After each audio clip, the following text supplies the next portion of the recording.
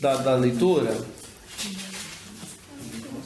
Quando vocês forem ler, vocês apresentam a versão que vocês leram, tá? A minha que eu tenho aqui é a NVT. É a nova versão transformadora. Eu gostei muito dessa tradução porque ela separa as falas dos personagens e coloca a linguagem de uma forma muito didática, muito acessível. Quem leu aí na Almeida, revista ou atualizada ou mais antiga, sofreu um pouquinho mais aí. Atualizada sofreu mesmo. Sofreu mais um pouco. Eu sofri. Pois é. Mas vamos lá, mas a gente vai indo. Alguém precisa de Bíblia? Preciso de alguém para falar. Não? Então vou ficar com isso aqui.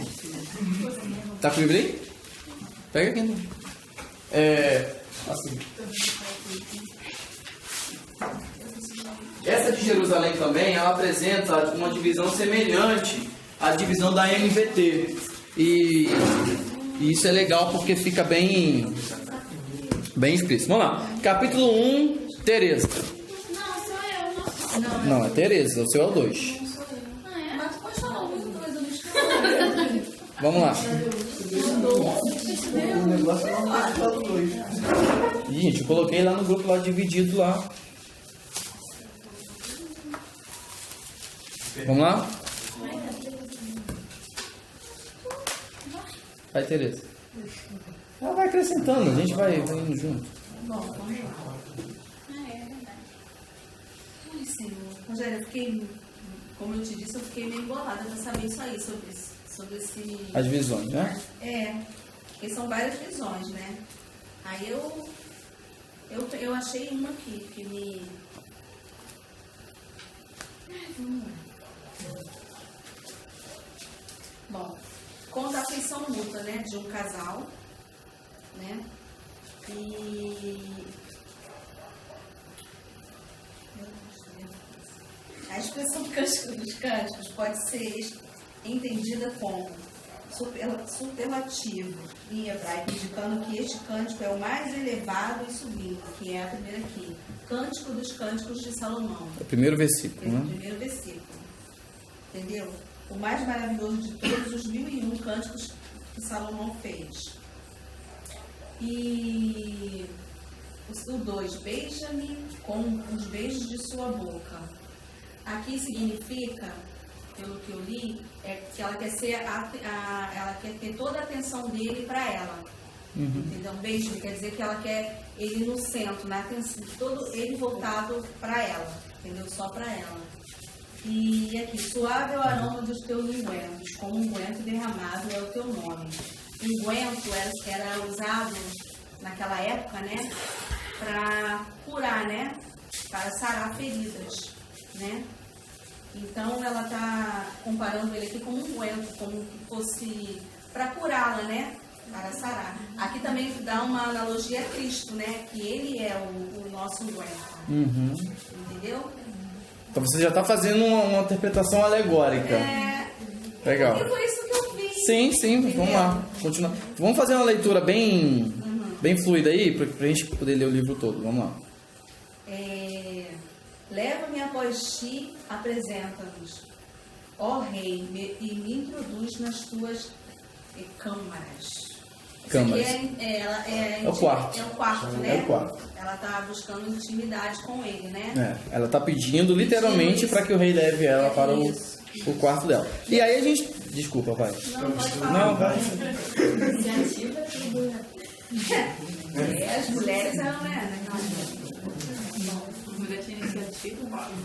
Aqui, ó, em ti nos regozijaremos e nos alegremos, de teu amor nos lembraremos mais do que do vinho.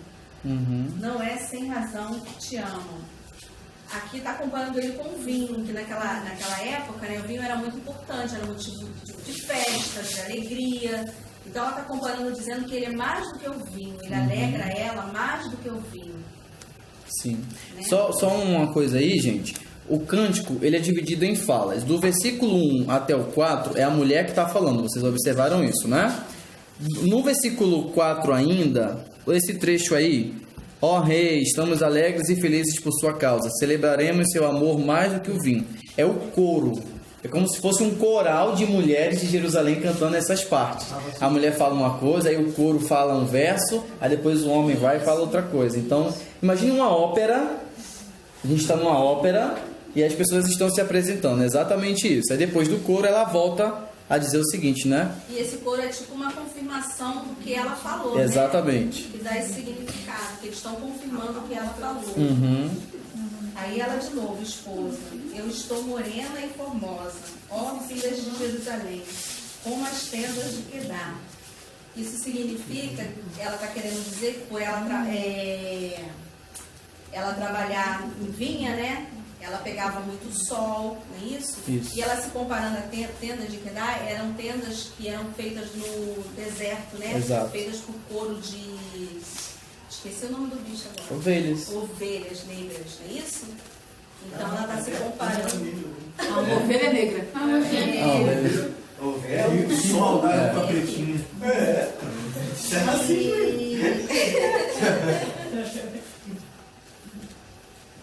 E No 6. eu não sei mais. Vai para o 6 agora, versículo 6. Diz-me, ó amado de minha alma, onde apacentarás o teu rebanho, onde o fazeis repousar pelo meio-dia, para que não ande eu vagando junto ao rebanho dos teus companheiros. Não entendi. Uhum.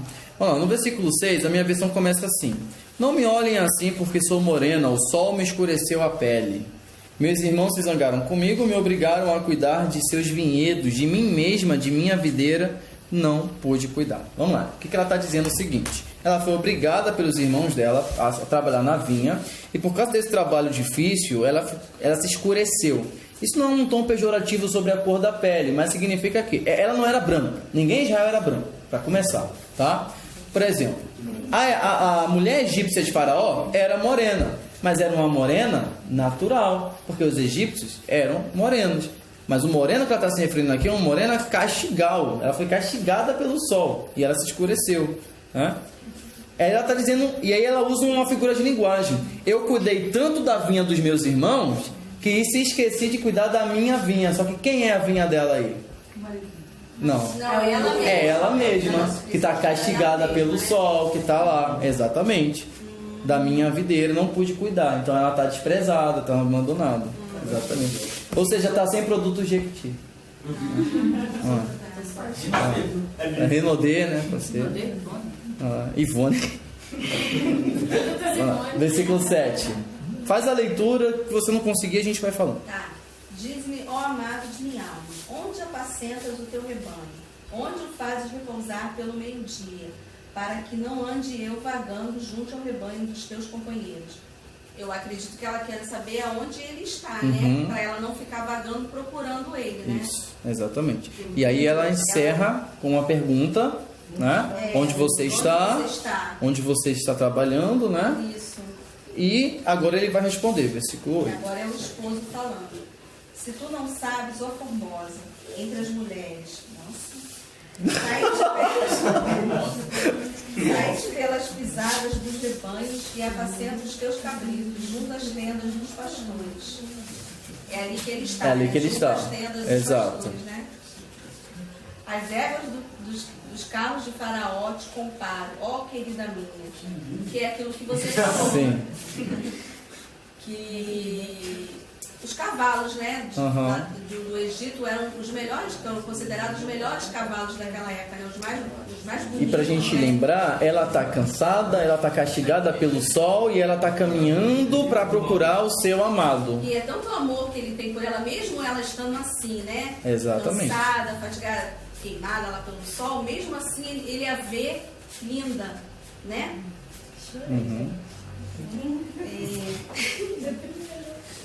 Ele ainda falando, formosas são as tuas faces entre os enfeites, e o teu pescoço com os colares. Ele está elogiando ela, né? Mesmo assim, continua a mesma coisa, né? Elogiando ela.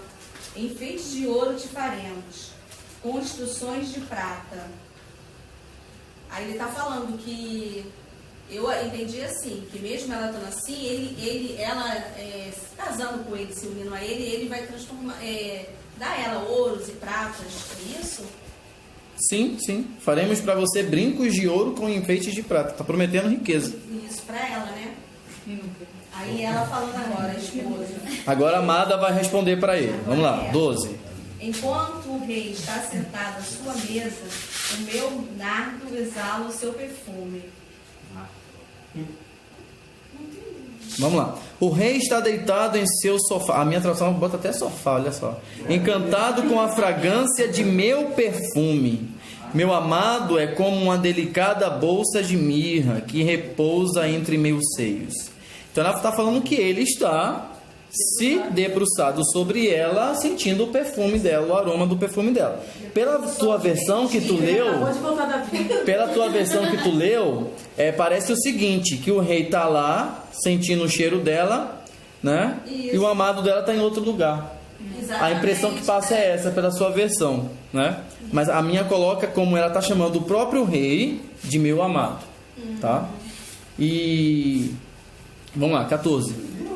Eu não entendi também. Como um racismo de flores de rena nas vinhas de Engedi. Isso. Né? Porque eram Para flores mim, de meu lugar. amado. Eu acredito que deveria ser um lugar muito bonito, Sim, né? sim. Ela está comparando ele, né? Sim. Aí ele respondendo para ela: eis que és formosa, ó minha querida, eis que és formosa. Os teus olhos são como as pombas das pombas. Uhum. Aí ela falando: como és formoso, amado meu, como és amável. O nosso leito é de viçosas folhas. As traves da nossa casa são de cedro e os seus caibros de cipreste. Eu sou a rosa de Saron, o lírio dos vales. Já é o 2. Esse já é o 2. E Dá uma pausa, Dá uma pausa. Você vai falar sobre o 16 e o 17? Não, aqui é elogio, né? Ela falando que ele é amável. E só um detalhe aqui que eu quero colocar. Ela está falando que a cama deles é aonde? Na grama. Na grama. E o muro deles são o quê? Não. Lírio Os cedros ciprestes. Cedros são árvores. Ou seja, ela está falando que eles se amam ao ar livre. Isso remete a que lugar na Bíblia? O Éden. Exatamente. Está remetendo à relação do primeiro homem com a primeira mulher. Né? Onde eles não tinham vergonha e onde eles estavam ali sobre o teto, as estrelas. Mexendo no sangue da rotina. Eu li também na Quinta da versão Boa Vista. alegórica. Nossa! Baixou o nível, hein? Na versão Não, vai nessa. Vamos, gente, vamos remir o tempo. na versão alegórica que você falou, ele também comparando Jesus Cristo com a igreja, né? Uhum. Quando ele encontra a igreja, né? Tipo assim, quando ela fala assim, a minha pele morena, Sim. que significa o pecado, né? E quando o pecador se encontra com Cristo, ele limpa, né? Ele transforma e fala, dá ouro e prata, né? Que quer dizer a salvação, né? Bonito, Eu li isso também. bonito. Capítulo 2, Luana. E aí a amada continua falando. Sou apenas uma flor dos campos de Saron, uma tulipa dos vales. Nossa. Bem profundo. Eu não vou fazer toda essa apologia que minha mãe fez, não. O amado diz sobre a amada: como formoso lírio entre os espinhos, assim é minha amada entre as jovens.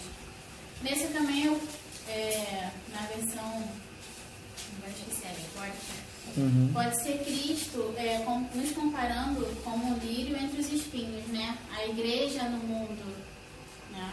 Eu vi essa analogia. A amada responde: como uma macieira robusta entre todas as árvores do bosque, assim é meu amado entre os demais filhos da terra. Tenho prazer em sentar-me à sua sombra, e o seu fruto é doce ao paladar como o damasco. Também uma comparação, né, a Cristo. que nós temos prazer em descansar na sua sombra, Uhum. né? Alimentai-me com tuas passas, confortai-me com os teus damascos e curai-me com tuas maçãs. Ó, que estou enferma de amor. Que teu braço esquerdo ampare a minha cabeça e o teu braço direito me envolva. Da amada para as mulheres. Ó filhos de Jerusalém, pelas corças e gazelas do campo, eu vos conjuro. Não desperteis, não acordeis o amor até que ele o queira. Esse aí foi aquela comparação que ela falou sobre Virgindade. sobre a virgindade, né? Eu coloquei como isso aí. Só rapidamente, Luana, vamos lá. Aqui, o que está sendo descrito aqui, veja, eles estão no campo, estão sobre as estrelas, né? E a gente tem aqui uma preparação para um ato, né, entre os dois. E ela compara ele a uma macieira, porque a macieira é uma das árvores que dá mais sombra. E ela quer se deitar à sombra dele, quer ser protegida por ele, né, do sol. E quer comer os frutos dele. Revigore-me com suas maçãs, né? Pois desfaleço de amor. É como se o fruto dele fosse a cura pela doença de amor que ela está vivendo por ele, né?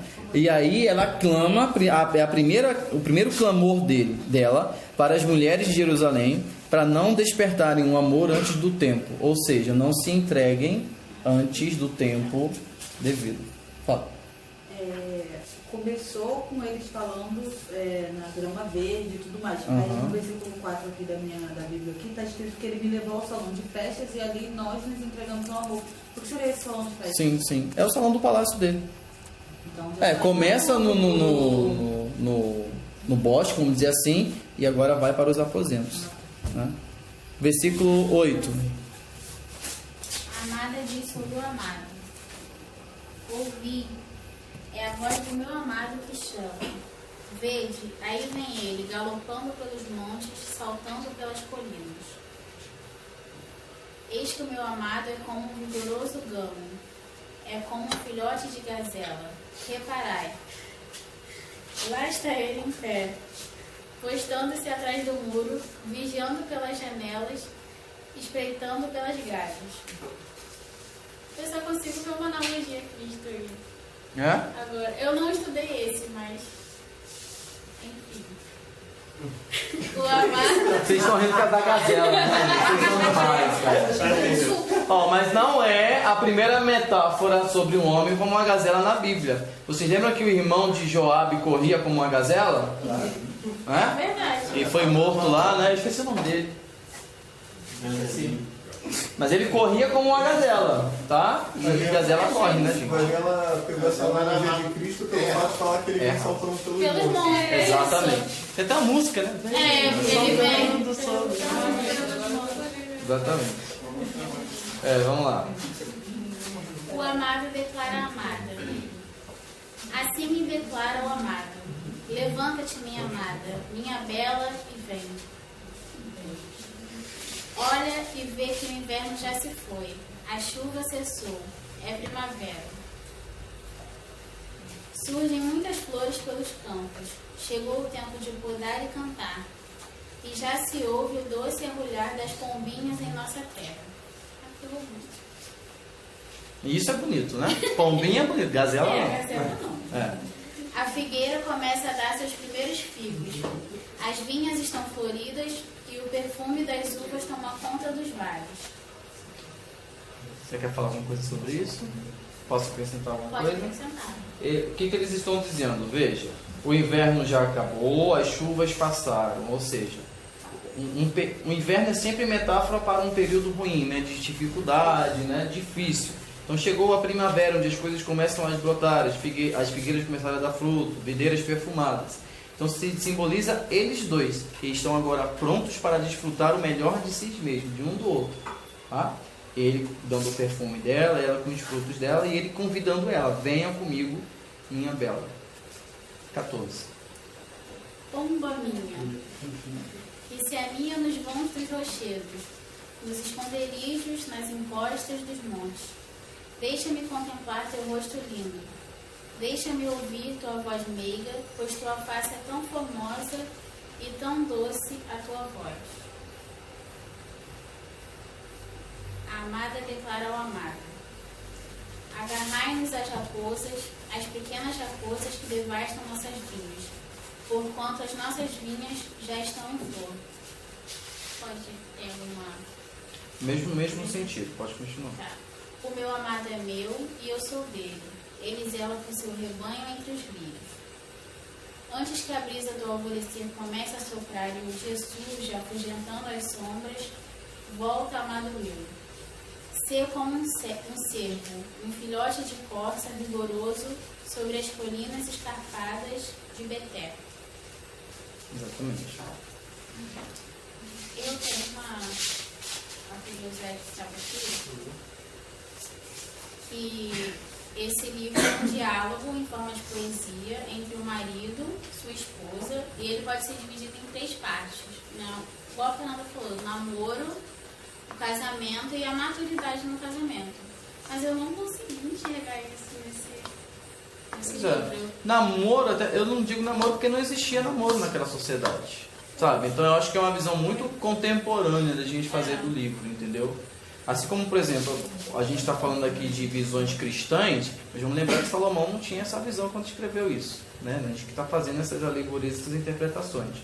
Então vamos procurar pensar aqui como Salomão estava pensando. E também eu achei que no antigo Israel o livro era lido durante a festa da Páscoa. Exato. Eu queria saber. No sábado, né? Não era só cantares. Os livros poéticos tinham o costume de serem lidos nas festividades. Todos os livros, Jó, Salmo, Provérbios, Cantares, Eclesiastes, eles eram os principais. E Cantares celebrava a primavera, celebrava os frutos, né? Celebra o amor, né? E nesse sentido ele era lido nessas celebrações. Ninguém ia ler Lamentações, né, gente, na Páscoa, né? Mas também... Não, é porque eu já... Parece que É porque pra gente agora, tipo assim, colocaram assim na nossa cabeça esse tabu sobre sexo, né? Sobre intimidade. Lá naquela época já era diferente, eles falavam, né? Era comum falar, né? Então acho que pra eles falar numa festa, cantares como hoje que fala, chegar numa festa e começar a ler cantares, todo mundo vai ficar, nossa! Foi até teve Mas lá não, era comum, era normal pra eles, né? É que nem aqui eu começo a falar o que acontece. Teve um encontro de casais aqui que a pregação foi baseada em cantares. Não sei se você lembra. E aí ela falou sobre como é que é? Chupa meus seios como as vinhas, com uvas, não sei o que, todo mundo. Gente, hoje aqui, tu não tá não. O pessoal se se escandalizando com a Bíblia, né? Esse é o mais engraçado, o mais gente, incrível. sexo tem no casamento e isso é normal. Sabe o que é mais engraçado? É que as pessoas ficam como se elas não fizessem, né? Então, Você vai falar agora. Pois é. vamos lá. É porque ninguém falou que estava liberado. Parece que precisa, né? Quer falar uma coisa? Teve uma pregação que eu vi do pastor falando, pregando em Cantares, que ele pegou esse versículo 16. Meu amado é meu e eu sou dele. E ele pegou essa frasezinha e correlacionou a vida de Israel com Jesus. Que eu sou de Jesus e Jesus é meu. Isso é muito comum até em louvores, essa expressão, essa frase, né? Eu sou normal. E ele é meu. Isso então é muito utilizado em cerimônias de casamento e em louvores, fazendo alegoria entre Cristo e a igreja. Tem também essa música que a gente tá enjoada, que é usada tem o meu amado, né? O mais belo entre milhares. Isso é Cantares. É Cantares, pô. É Cantares, exatamente. Sim. Eu estou dizendo para vocês que está errado a gente fazer isso, porque já respondendo a questão que a gente sempre faz quando estuda um livro da Bíblia, como esse livro aponta para Cristo? Aponta nesse sentido que a gente está falando desde o início, do relacionamento íntimo entre Cristo e a igreja. E nós, como indivíduos na igreja, temos que alcançar o nível desse relacionamento com Cristo. Aí, trazendo agora para a nossa época, nós vamos o tempo todo ficar namorando Cristo, vamos ser só noiva dele ou vamos de fato casar com ele? Fazendo comparação com aquelas pessoas que estão na igreja e estão namorando Jesus. Aí cria uma expressão muito comum, né? Estou apaixonado por Jesus. Mas será que ele está apaixonado por você? Porque o relacionamento é uma via de mão dupla, né? Tem que ter consentimento entre ambas as partes. Então, assim, o que Cântico quer demonstrar é o seguinte: começou a jornada, vai até o fim. E com Cristo é isso. Cristo veio formar uma noiva, não namoradas, né?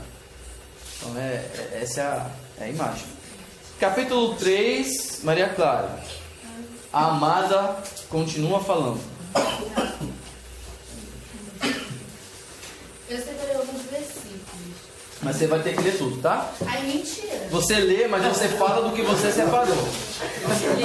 Ler, você vai ter que ler tudo, mas você fala do que você separou. Ninguém me falou isso. Eu falei. Eu sabia que eu tinha que ler, não. Não, vai ler rápido. Vai. Tá. De noite no meu leito, busquei o amado de minha alma. Busquei e não achei. Tá? Aqui fala da complementação de um homem e uma mulher, que nem se complementam muito. E no 2, levantar-me ele, pois, e rodearei a cidade, pelas ruas e pelas praças. Buscarei o amado da minha alma, busquei e não achei. Encontraram-me os guardas, que rondavam pela cidade. Então os perguntei, vistes o amado da minha alma? Mal os deixei e encontrei logo o amado da minha alma. Agarrei-me a ele e não o deixei ir embora, até que o fiz entrar em casa de minha mãe. E na recâmara, naquela que me concebeu. Conjuro-vos, ó filhas de Jerusalém, pelas gazelas e servos do campo, que não acordeis, nem desperteis o amor até que este o queira. Eu separei o 4, tá? Tá. O 4 fala do desejo da noiva, que o casamento ela queria que fosse realizado na casa da mãe dela. É isso?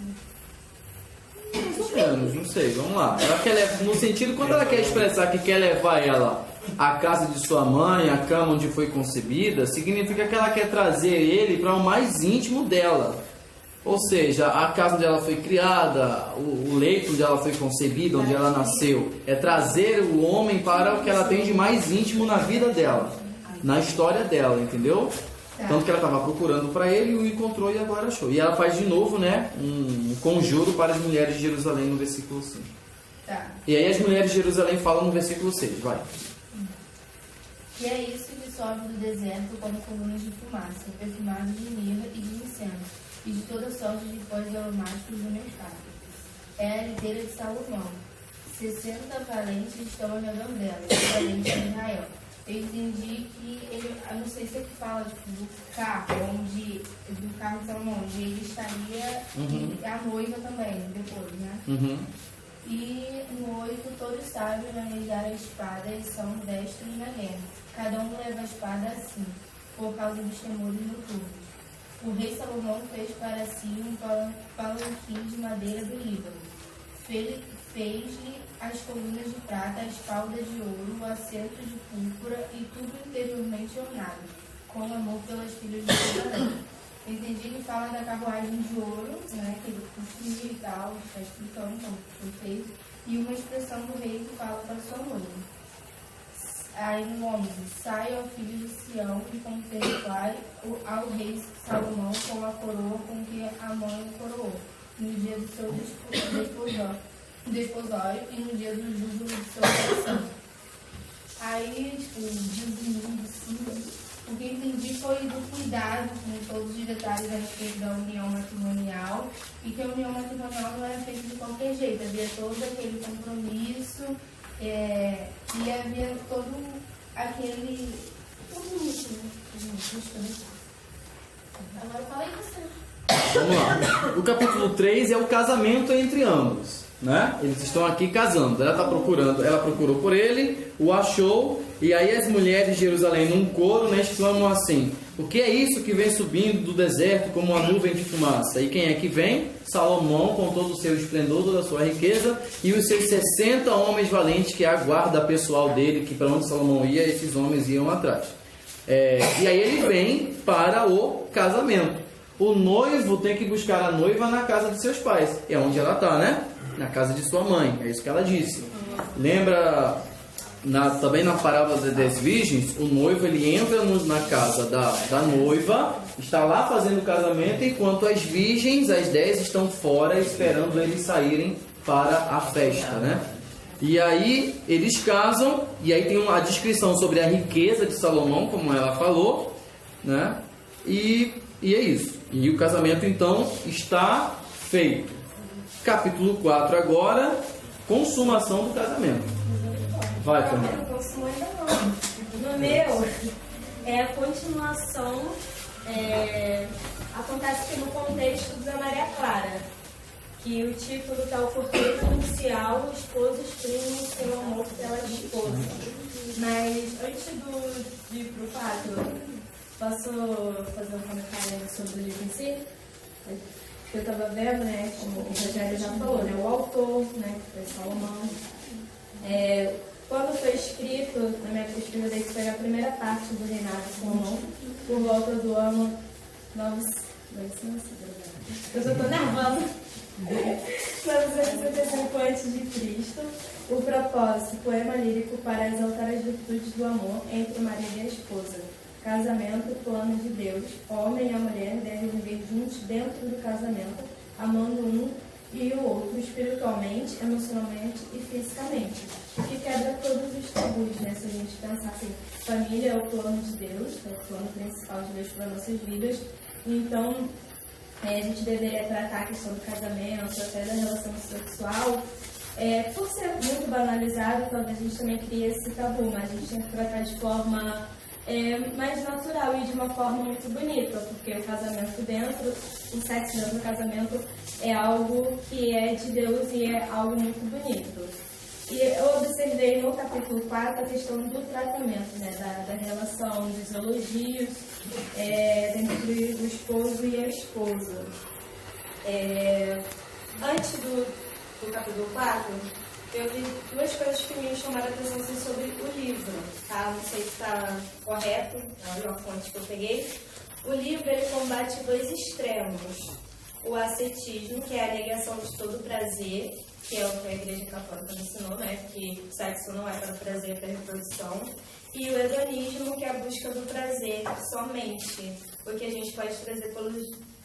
Assim, a minha pesquisa foi me trazendo para os dias de hoje, né? Para o nosso relacionamento, principalmente para quem é casado ou já foi, enfim. Sempre ter a preocupação, que eu observei também no capítulo 4. A preocupação de satisfazer o seu cônjuge, né? De não ter um desejo egoísta. Isso eu pude observar aqui. Eu peguei a questão também da interpretação alegórica, no sentido que em Cantares 2, que foi que a Luana leu, 2,16, sobre...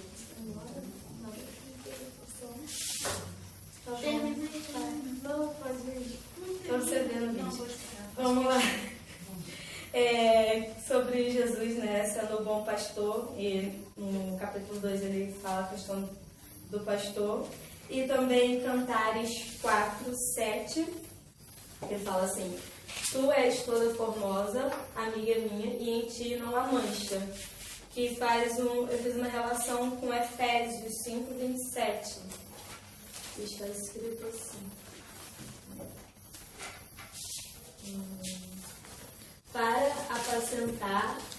para apresentar a si mesmo igreja gloriosa, sem mácula, nem ruga, nem coisa semelhante, mas santa e irrepreensível. Então, já que todos os livros nós temos tirado a figura de Jesus, por que não também de Cantares, embora nós saibamos, né, que fala sobre relacionamento físico, né, de um homem e uma mulher, mas acho que a gente também pode colocar essa visão aí alegórica nesse sentido.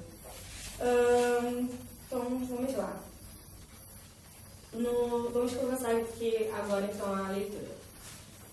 Eis que és formosa, amiga minha, eis que és formosa. Os teus olhos são como os da pomba entre as tuas tranças. O teu cabelo é como um rebanho de cabras que pastam no monte de Gileade.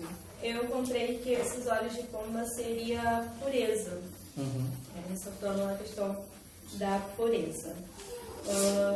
O 2. Os teus dentes são como um rebanho de ovelhas tosquiadas. que sobem do lavadouro, e das quais todas produzem gêmeos, e nenhum é estéril entre elas. Os teus lábios são como um fio de escarlata, e o teu falar é doce, a tua fronte é qual pedaço de romã entre os teus tranças. O teu pescoço é como a torre de Davi, edificada para pendurar armas. 1000 escudos pendem dela, e todos os braquéis de valorosos. Os teus 2 peitos são como os 2 filhos gêmeos da gazela, que se assentam entre os lírios. Como nesse 4 aqui, como eu falei, a torre, ela era vista como fortificação, né? A mulher sendo vista como forte. Mas que... Eu queria só separar aqui o 2, elogiando os dentes dela, né? Achei os isso lindo. dentes são brancos como ovelhas recém-tosquiadas e lavadas. Seu sorriso é perfeito. Acho que isso queria uma propaganda maravilhosa para a clínica odontológica. Né? Tem os dentes brancos como o da Sulamita. Colgate de sal. Sorriso da Sulamita, né? É Isso é verdade. perfeito. Aí aqui a parte que fala do escarlata refere-se ao luxo e à beleza. A romã faz analogia à doçura. Doce é a mesma palavra rara empregada pela primeira vez em Cantares, no 5. E, como eu falei, a torre de Davi fala da força e graça.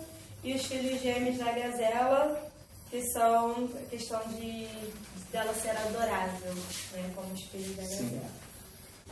Vamos lá, 6. Antes que refresque o dia e caiam as sombras, irei ao monte da mirra e ao alteiro do incenso. Aqui, esse refresque está falando a primeira noite que o casal passaria junto, que era um momento precioso. Tu és toda formosa, amiga minha, e em ti não há mancha.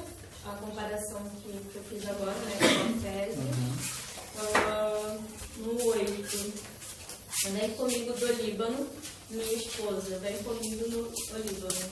Olha, desde o cume de Amaná, desde o cume de Seni e de Hermon, desde as moradas dos leões, desde os montes dos leopardos. Você pode explicar esses lugares, como você fez lá?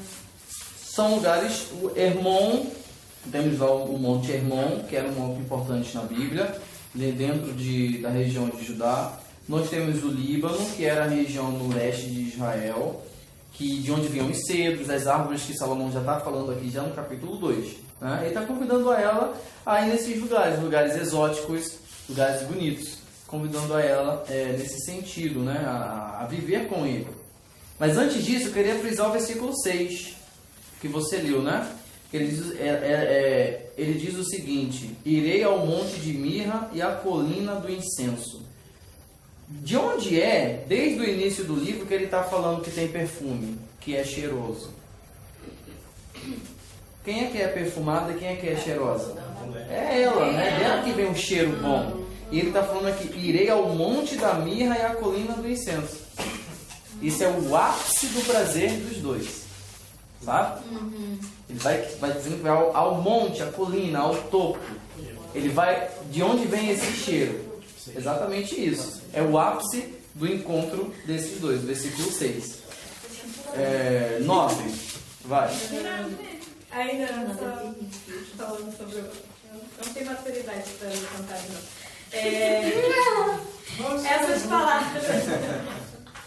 Essas palavras do 8 demonstram a sensibilidade de Salomão neste momento com relação às emoções da sua mãe. Realmente, todo momento ele está ali se importando com ela, né, em elogiá-la e dar segurança para ela ali naquele momento. Ele clama por a sua atenção e devaneia em pensamentos distantes. Ele diz: vem comigo. Utiliza o termo esposa pela primeira vez, o que é apropriado aqui no seu leito nupcial. 9.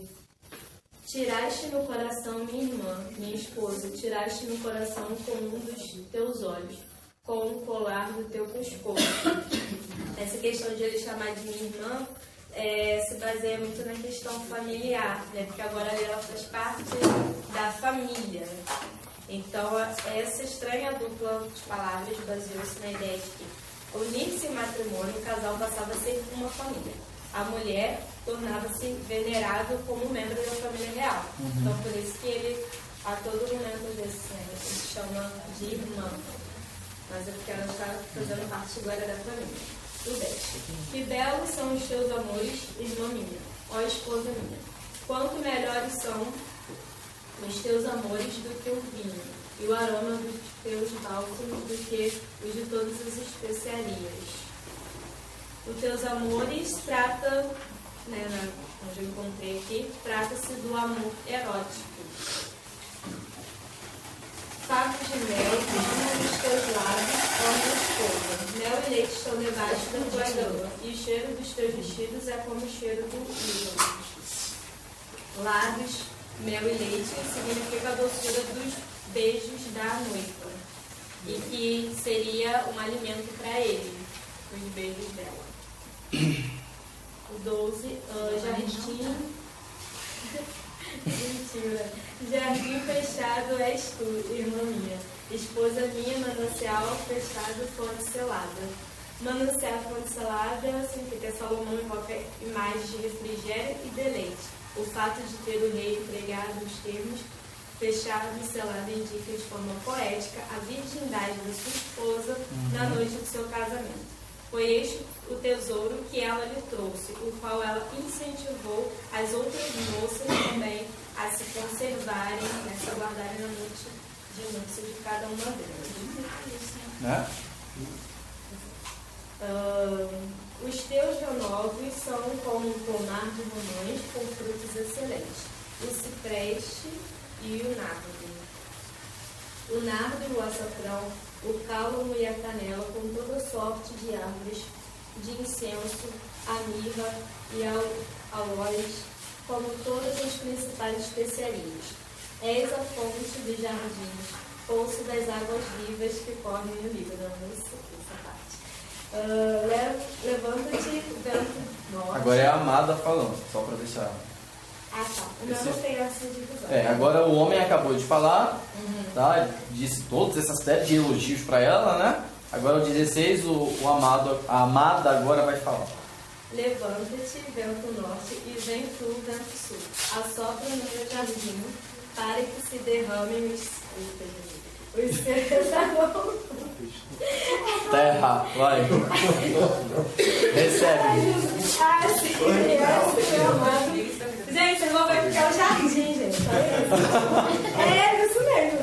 Se viesse o meu amado para o seu jardim e comesse os seus frutos excelentes. Então, frutos excelentes. Esse versículo ampliam a imagem do jardim da fonte como amor sexual. A noiva agora está pronta para aceitar o seu amante pela primeira vez em seu jardim, no qual ela conclama o vento a assoprar.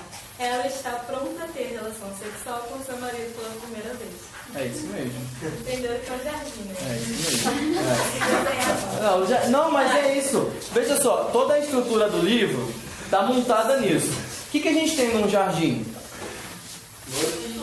Árvores, flores, árvores que dão frutos, não é? Frutos diversos, como a maçã, a uva. Frutos que ele está usando para fazer metáfora com partes do corpo dela. Então, quando ela fala para ele, entre no seu jardim, é porque aqui estão os frutos que você quer. É exatamente isso. A imagem que está sendo montada aqui é essa. Ela está falando, você para mim é uma uva, é uma maçã, são frutos. Então vem para o seu jardim. É isso. Numa linguagem, né? Não sei se é NTLH é assim, né? Mas é isso. Ela está convidando, é exatamente isso. Pode ver. E acho que também a questão, né? Toda essa preparação da noiva, né? Tudo que ela usou, as coisas mais caras, né? Todo esse preparamento, as especiarias e tal, para estar ali diante do São Noivo. Achei interessante. O que é Shakespeare comparado a Salomão, né? Nada. Eu fiz. Se você puder depois eu falar, se quiser que eu fale agora, eu fiz assim, as minhas próprias conclusões a partir do livro em si e das leituras que eu fiz para a vida assim, do casal hoje em dia. Vamos deixar para o final do livro. Tá bom. Capítulo 5. Muito bom. Capítulo 5, Raíssa. Olha lá.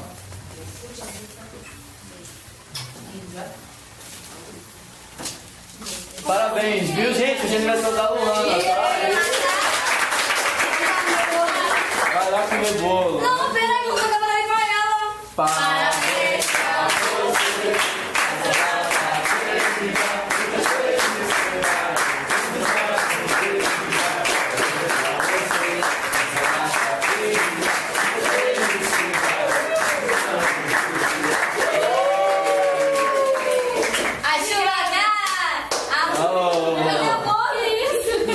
Ó, recebe o seu presente dos investigadores, tá? Receba nossa cara linda. No caso, um abraço, entendeu? Deseja na sua vida toda. A melhor felicitação veio dessa pessoa aqui. Inesquecível. Ó, ouviu, Tereza? Foi melhor do que a sua. Não, é superou. A gente tá com você até o fim, mas se você for pro inferno, você tá sozinha. Guardei isso, ó, no meu coração. Tchau, olha que bem. Pelo menos é verdadeiro, né? Deixa aberto agora, para. Vai, pode ir. 5, capítulo 5. O amado falando.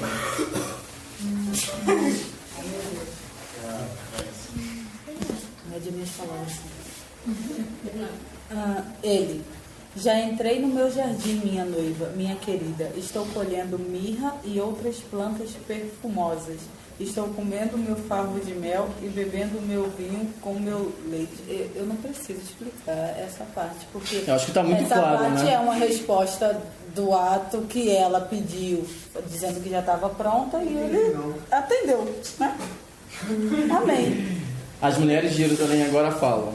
Vocês que se amam, comam e bebam até ficarem embriagados de amor.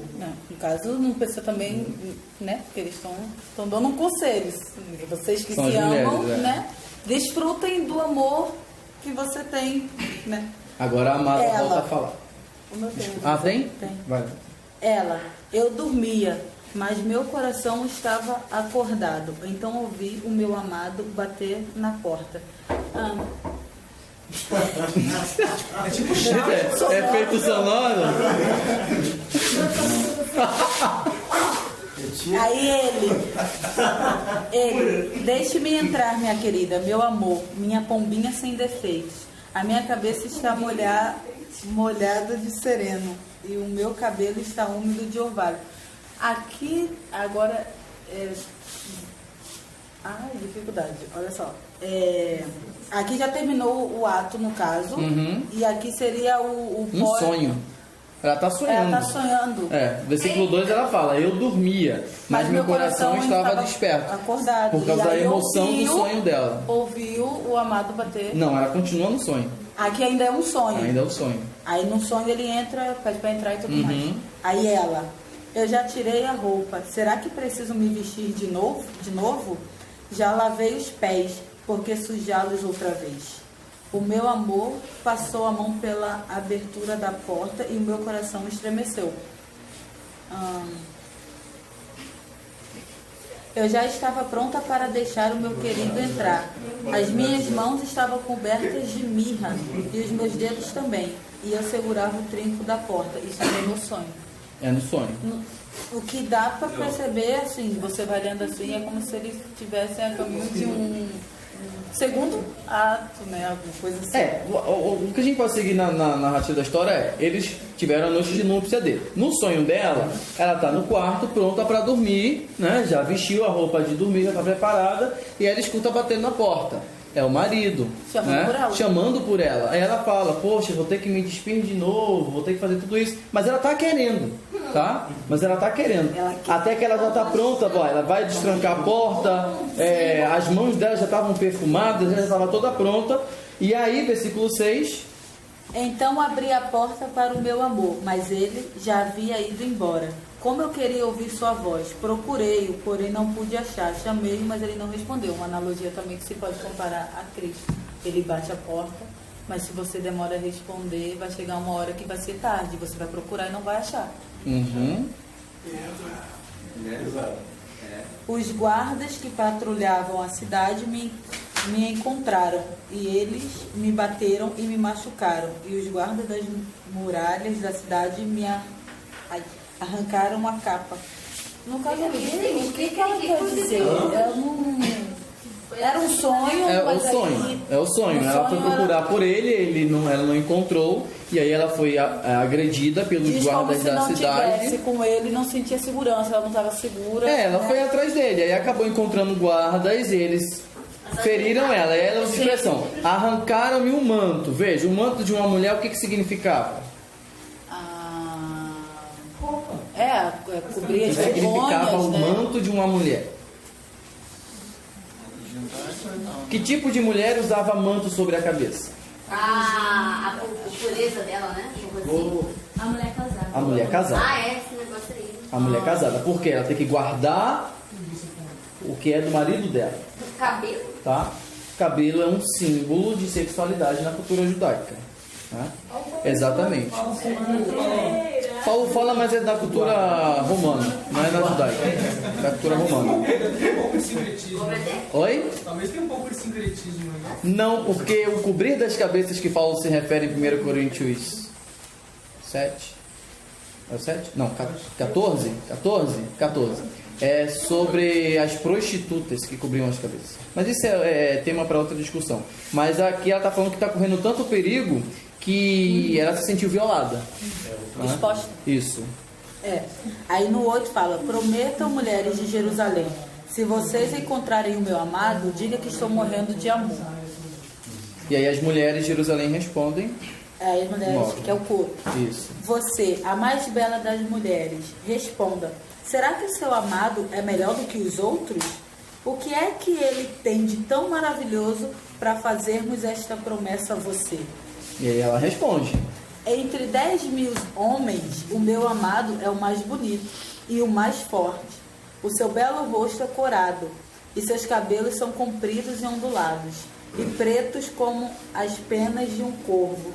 Os seus olhos são como os olhos das pombas na beira de um riacho, pombas brancas como leite, banhando-se ao lado da correnteza. O seu rosto é bonito como um jardim de plantas perfumosas. Os seus lábios são como os lírios que deixam cair pingos de mirra preciosa. As suas mãos são bem feitas e enfeitadas com anéis de ouro e pedras preciosas. A sua cintura é como marfim polido, coberto de safiras. As suas pernas são colunas de mármore, assentadas sobre bases de ouro puro. O meu amado parece um dos montes Líbanos e é elegante como os cedros. É doce beijar sua boca, e tudo nele me agrada. Assim é o meu amado, assim é o meu noivo, mulheres de Jerusalém. Tá explicado, né? Aí não precisa, assim, ela só, né? Só elogio, enalteceu o marido dela dentre todos. O que é rubim? Quê? Tá qual o versículo? Tá no 10 aqui. O meu tá assim, o meu amado aqui, eu digo Fascinante. Seu rubim lindo. Obrigado. Fascinante. Quer falar? Assim, eu não sei se realmente tem a ver. Eu estava olhando a interpretação desse capítulo 5 e nessa parte aqui, antes dela pensou, é como se tivesse um conflito ali no casamento mais entre eles. E aí ela sonhou, tipo assim, uma consciência pesada, por ela ter tipo, ignorado ele. Ele foi procurar ela e tal, e ela meio que ignorou ele. Aí depois ela acaba tendo esse sonho, por motivo da consciência pesada e tal, e depois quando ela acorda e tal, aí acaba que eles não se reconciliam. Que é a parte do capítulo 6. Não sei se tem a ver, mas... Particularmente eu não vejo essa questão, não. Eu vejo mais mesmo um sonho dela por ficar por medo dele procurar e ela não encontrar. Mas quem é que falou isso? Não, tá bem explicado. É a resposta dela. As mulheres de Jerusalém perguntam: por que você gosta dele tanto? Por que ele é melhor do que os outros? Ela responde todos os atributos dele, que são até atributos que ele deu para ela. Olhos de pomba. Ela tá retribuindo. 6. Mulheres de Jerusalém. Para onde foi seu amado? Ó mulher de beleza incomparável, diga-nos que caminho ele tomou e a ajudaremos a encontrá-lo. Amada, meu amado desceu a seu jardim, aos canteiros de especiarias para pastorear nos jardins e para colher lírios. Eu sou do meu amado, o meu amado é meu. Ele pastoreia entre os lírios. Essa expressão da amada também é muito utilizada também para se referir a Cristo. Mas eu quero fazer uma comparação aqui com o que Cristo disse sobre Salomão. Veja, Salomão aqui é o personagem, é o pastor que está no pasto, né, entre os lírios.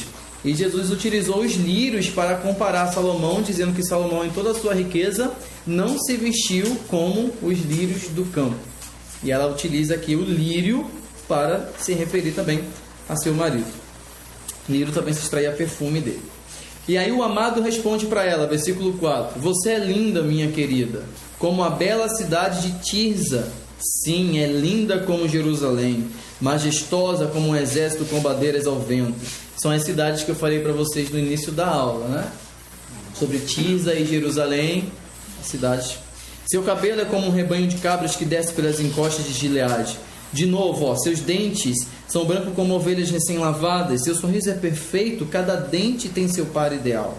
Suas faces por trás do véu são rosadas como romãs. Mesmo entre 70 rainhas, 80 concubinas e incontáveis moças, eu ainda escolheria a minha pomba, minha perfeita, a predileta de sua mãe, muito amada por aquela que lhe deu a luz. As moças a veem e dizem que ela é feliz. Até mesmo as rainhas e as concubinas do rei a elogiam. Quem é essa que se levanta como o amanhecer, bela como a lua, brilhante como o sol, majestosa como um exército com bandeiras ao vento? A amada agora responde a ele: Desci ao bosque das nogueiras e fui ao vale ver as novas plantas, ver se as videiras tinham brotado e se as romãs tinham florescido. Antes que eu me desse conta, meu desejo me levou à carruagem de um nobre. Quem é esse nobre? É o próprio rei, o amante dela. Agora as mulheres digam: Volte, volte para junto de nós, Sulamita. Volte, volte para que a vejamos outra vez. E aí o amado responde: Por que vocês olham para a Sulamita, enquanto ela se move com tanta graça entre duas fileiras de dançarinas? E aí o amado vai continuar no capítulo 7. Jace. Olha, gente, desde já quero pedir perdão por ser um pouco perdida, tá? Não deu para eu estudar fundo. O Eric falou que me ajudou, né? Eu não lembro. Mas assim, eu peguei um pequeno estudo aqui. Não sei se tá certo, Rogério, mas eu vou ler aqui, tá bom? Tá. Vamos lá. Tem coisas aqui que eu entendi na minha mente, mas eu não vou passar para vocês, não. Oxe, passa. Vamos lá. Bom, Cantares capítulo 7. Que formosos são os teus passos dados de sandálias, ó filha do príncipe. Os meneios dos teus quadris são como colares trabalhados por mãos de artistas. O teu umbigo é taça redonda, a que não falta bebida. O teu ventre é monte de trigo cercado de lírios. Os teus dois seios, como duas crias gêmeas de uma gazela. O teu pescoço, como torre de marfim. Os teus olhos são as piscinas de Esbom, junto à porta de Bate-Rabim. O teu nariz, como a torre do Líbano, que olha para Damasco. Aqui no estudo está assim, do capítulo 7, versículo 1 ao 4. Salomão faz uma homenagem à beleza de sua noiva. Ao olhar com amor, o ser ama pela pessoa, está tudo igual aqui. Pessoa possui uma beleza que transcende o que os outros possam enxergar. Filha do príncipe, embora tenha nascido em berço comum. A Sulamita tem uma beleza digna da realeza, às voltas de tuas coxas. O termo hebraico sugere não apenas a sua forma, como também o movimento fluido de sua dança. Aí o versículo 5. A tua cabeça é como o monte Carmelo, a tua cabeleira como a púrpura, um rei que está preso nas tuas tranças. A tua cabeça sobre ti é como o monte Carmelo. A leitura no literal Carmim, em hebraico, até falou aquilo. Acho que é carnívoro que está escrito aqui. Sim. Preserva melhor o paralelismo com a próxima oração. Suas madeixas fluídas, seu belo rosto, são fonte de maior deleite para Salomão, que está literalmente cativado por eles. 6. Quão formosa e quão aprazível és, ó amor e delícias. Esse teu porte é semelhante à palmeira, e os teus seios a seus cachos. Dizia eu, subirei a palmeira, pegarei em seus ramos, sejam os teus seios como os cachos da vide, e o aroma da tua respiração como os da maçã, os teus beijos como o bom vinho. Aí aqui a respeito da palmeira. Trata-se de uma imagem sexual com base na polinização das palmeiras.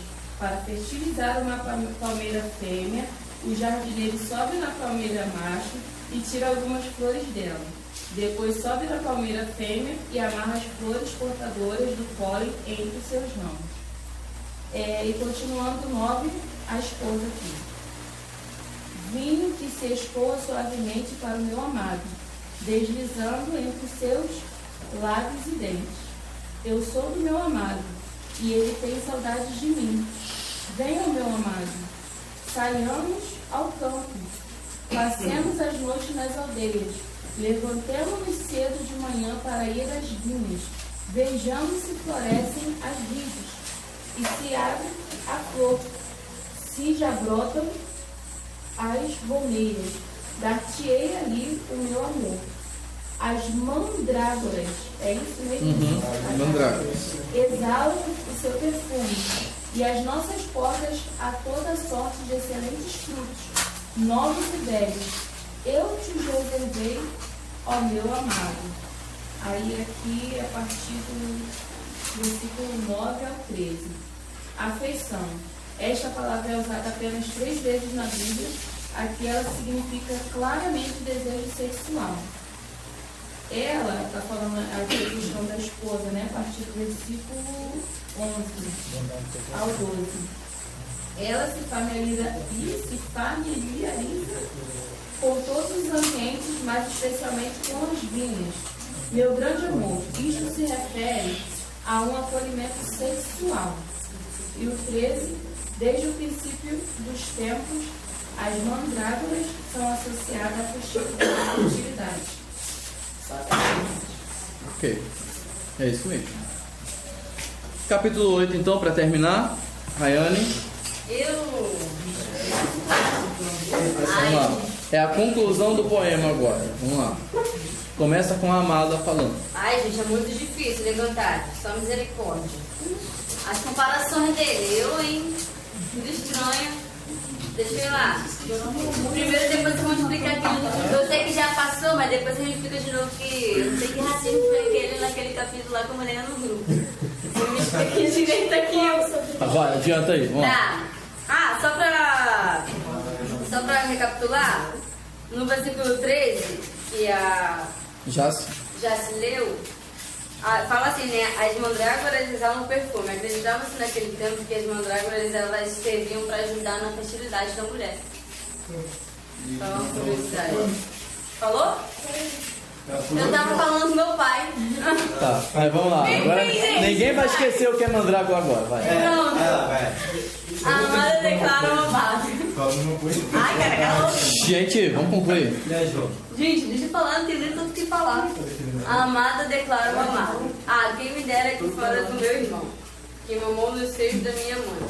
Quando eu te encontrasse lá fora, eu te beijaria, e não me desprezaria. Eu te levaria e te introduziria na casa de minha mãe, e tu me instruirias, e eu te daria de beber vinho aromático, o mocho das minhas mãos.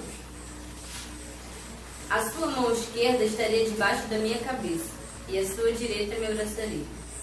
A amada pede às mulheres: conjuro-vos, ó filhas de Jerusalém, que não acordeis nem desperteis o amor, até que ele o queira.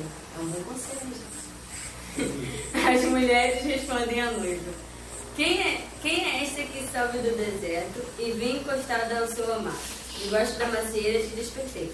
Ali estava tua mãe com dores. Ali esteve com dores aquela que te deu a luz.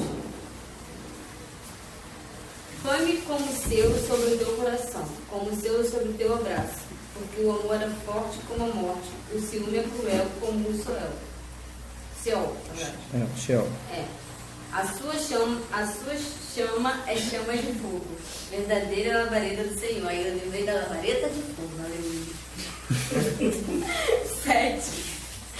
As muitas águas não podem apagar o amor, nem os rios afogá-lo. Se alguém oferecesse todos os bens da sua casa pelo amor, seria de todo desprezado. Aí, né, tem aquele hino lá da Graciane, né, que a gente sabe aquele hino clichê. Deixa eu ver. Né? Clichê, falou que cantar em Salomão é clichê. E eu achei bonitinho, tá, gente? Se alguém oferecesse todos os bens de sua casa pelo amor, seria de todo desprezado, né? A comparação de que nada vale, né? Talvez influenciado por isso, Paulo escreve lá sobre o amor lá para os Coríntios. Com certeza. Sem amor não. Paulo, é o Evangelho que tá o hino. Agora os irmãos da amada. Temos um irmão pequeno que ainda não tem sede. Que faremos com nossa irmã no dia em que ela for perdida em casamento? Me explica depois isso aí. Se ela for um muro, edificaremos sobre ela uma torrezinha de prata. E se ela for uma porta, cercaremos com tábuas de cedro. Me explica depois.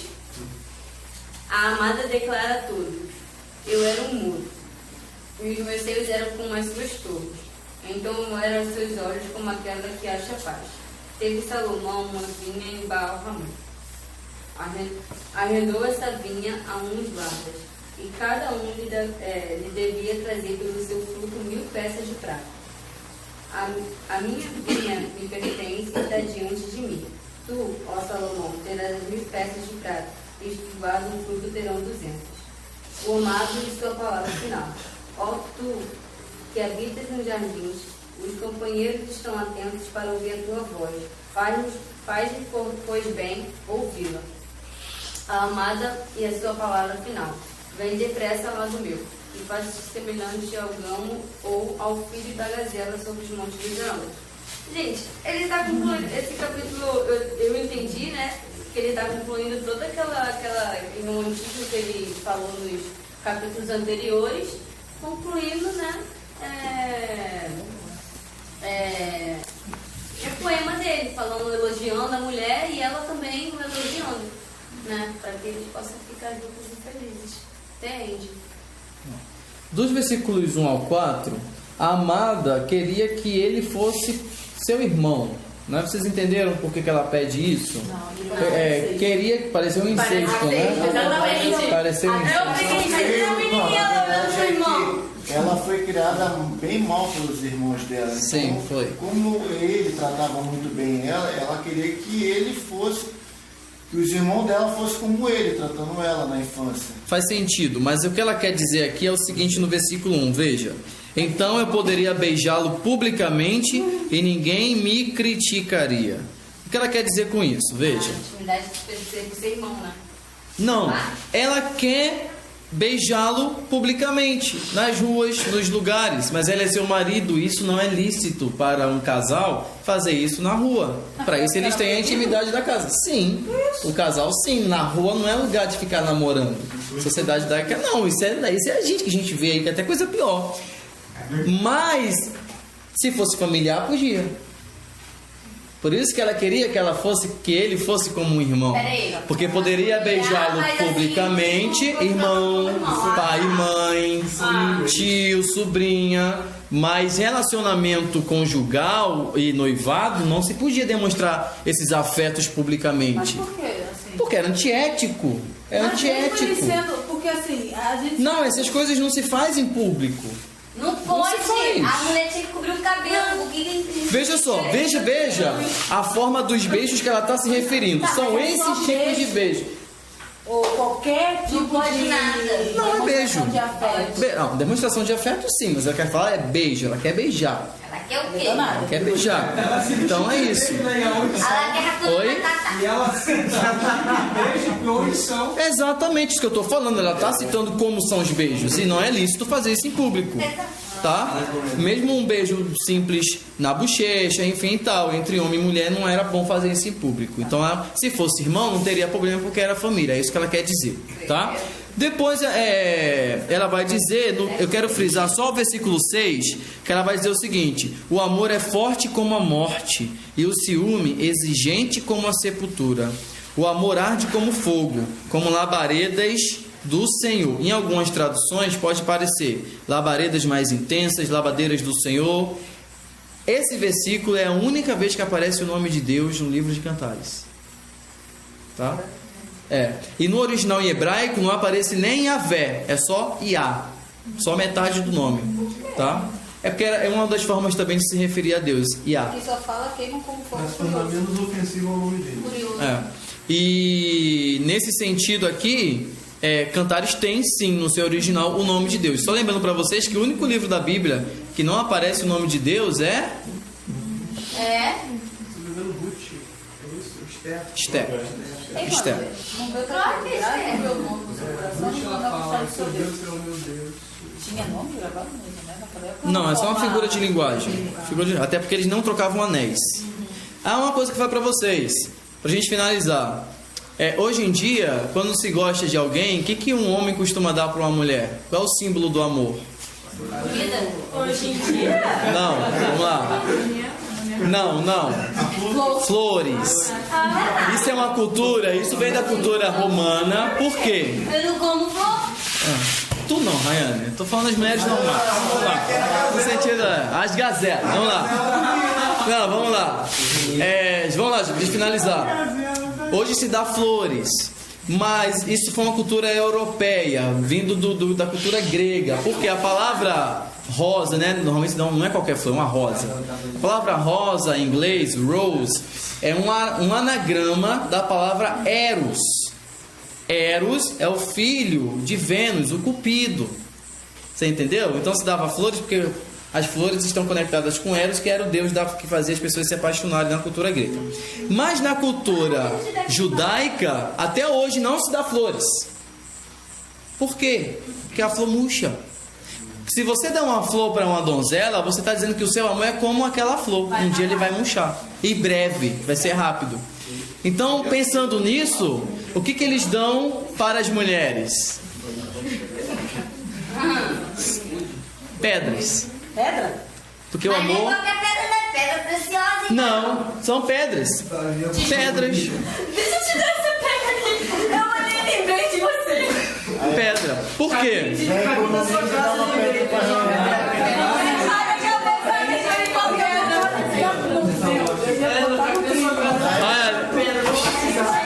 Gente, vamos lá. Por que pedra? Porque a pedra permanece para sempre. Ela... Exatamente. Mas, por exemplo, a israelita, a judia, ela entende. Ela se sente como uma mulher hoje na nossa sociedade que recebe flores. Então vai ali na estação do Gramacho ali, pega uma pedra ali e dá pra ela. Eu vou te dar um tijolo. Isso não significa que Davi estava apaixonado por Golias.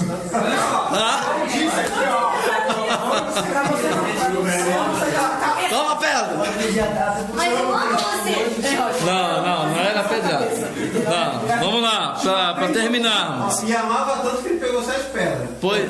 Foram 5, tá? Foram 5. Vamos lá. Terra. Vamos lá. E aí, ele fala isso. E depois, os irmãos falam lá, que tem uma irmãzinha e fala sobre essa irmãzinha é ela mesma. É como se fossem os irmãos dela pensando sobre ela. Nós temos ela, temos que cuidar ela, construir muros ao redor dela para protegê-la até o dia do casamento dela, né? E só que esses muros já caíram, né? Essas colunas já foram derrubadas e ela já conheceu o amor. E a história termina dizendo o seguinte, que Salomão favoreceu a vinha dela e da família dela, lembrando que todas as pessoas tinham que pagar imposto para o rei. Lembra disso? Tributos. Só que a família dela foi favorecida porque ela era amada por Salomão. E ao invés da quantidade que paga 1000 peças de prata, ela fala: darei contudo 200 peças ao que cuidam de seus frutos. Então veja a diferença, né? E ela termina chamando por ele: venha correndo, meu amado, venha correndo como cervo sobre os montes de especiarias. E aí o livro termina como começa: um clamando pelo outro, chamando o outro, convidando ao outro para o mais íntimo de sua intimidade. Esse é o poema épico de Salomão. Uma analogia Esse é o que a vida Cantares. do cara vai ser sempre assim, Exato. procurando pelo outro. Sempre. Isso nunca vai cessar. Isso aí é ininterrupto. Ininterrupto, né?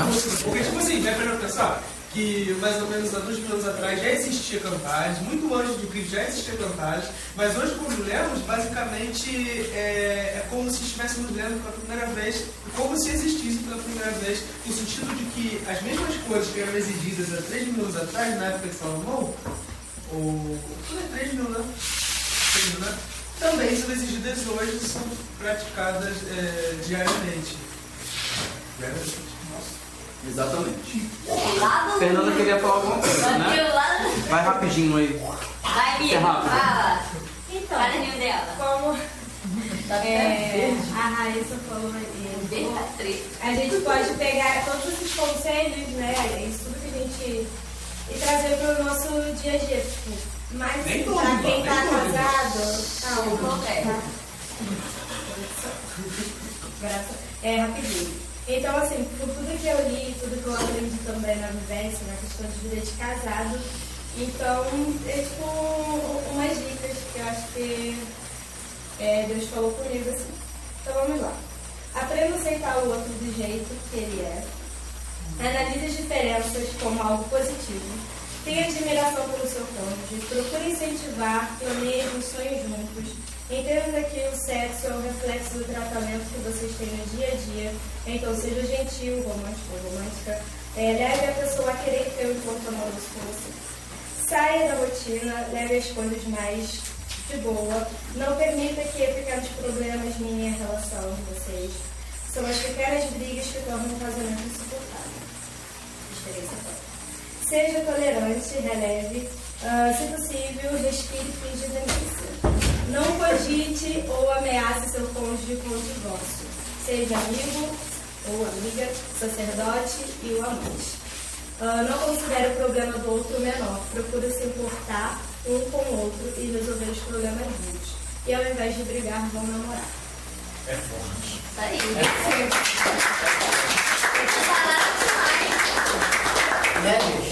Então é isso, gente. Concluímos então o estudo de Cantares de Salomão. Concluir a noite não tem. Tudo da leitura. Quando vocês forem ler, vocês apresentam a versão que vocês.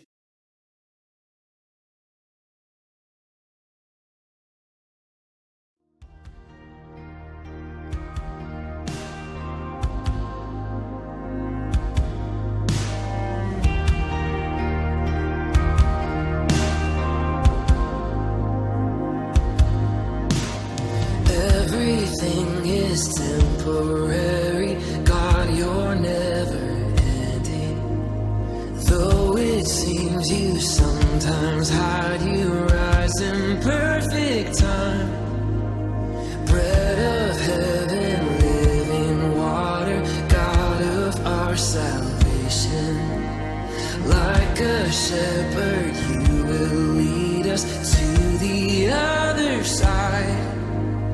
You are who you say you are. You are who you say you are. In this moment and forever, you will surely be everything you've ever promised. You promise in this moment and forever all sufficiency.